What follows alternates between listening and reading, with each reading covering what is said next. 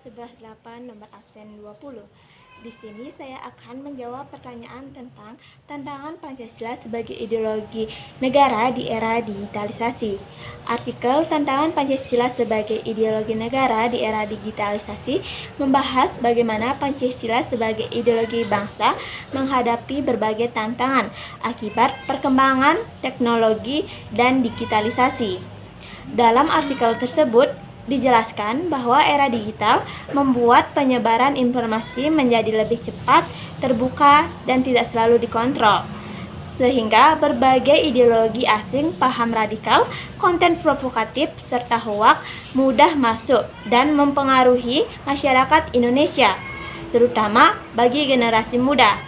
Selain itu, nilai-nilai seperti persatuan, gotong royong, solidaritas, dan toleransi mulai terkikis karena media sosial sering mendorong individualisme, polarisasi, dan perpecahan. Beberapa peneliti mendukung temuan ini seperti artikel akademik dalam jurnal ilmiah yang berjudul Refleksi Kritis Terhadap Relevansi Pancasila di Era Disrupsi Digital yang ditulis oleh Nida Hashidafun Nisa DKK pada tahun 2025 menegaskan bahwa disrupsi digital menyebabkan melemahnya etika digital dan meningkatnya polarisasi sosial. Sementara itu, penelitian Puspa Effendi dan Dini Anggreni Dewi pada tahun 2024, artikelnya yang berjudul The Millennial Generation is Pancasila on Social Media menunjukkan bahwa media sosial sangat mempengaruhi pembentukan karakter generasi milenial, termasuk dalam hal pemahaman terhadap Pancasila. Selanjutnya, kenapa bisa terjadi permasalahan? Permasalahan yang dijelaskan dalam artikel terjadi karena beberapa faktor yang saling berkaitan. Pertama, perkembangan teknologi yang sangat cepat membuat pemerintah dan masyarakat tidak selalu siap menghadapi dampaknya. Teknologi digital memungkinkan paham radikal, ekstremisme, dan ideologi asing menyebar luas dan cepat tanpa batasan ruang maupun waktu. Kedua, media sosial memiliki algoritma yang lebih sering menonjolkan konten kontroversial atau provokatif, sehingga masyarakat lebih mudah terpapar polarisasi dan konflik.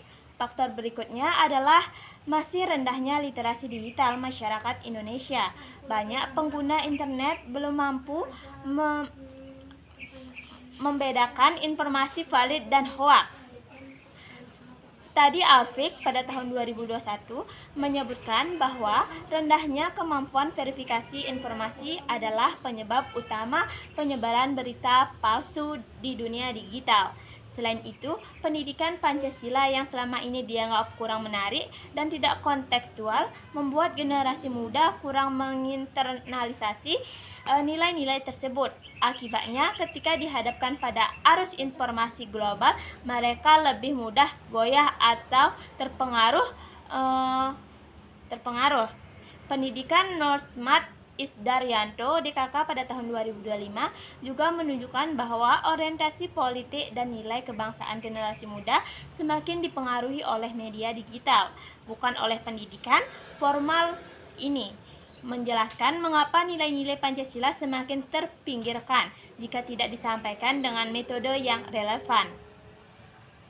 Adapun solusi solutif sebagai generasi muda terhadap permasalahan ini. Sebagai generasi muda, kita memiliki peran strategis untuk menjaga Pancasila agar tetap relevan di era digital. Langkah yang pertama adalah menguatkan literasi digital, yaitu kemampuan memilah informasi, mengenali hoaks, mengecek kebenaran sumber, serta bersikap kritis terhadap konten digital. Studi menunjukkan bahwa peningkatan literasi digital dapat mengurangi penyebaran hoaks secara signifikan.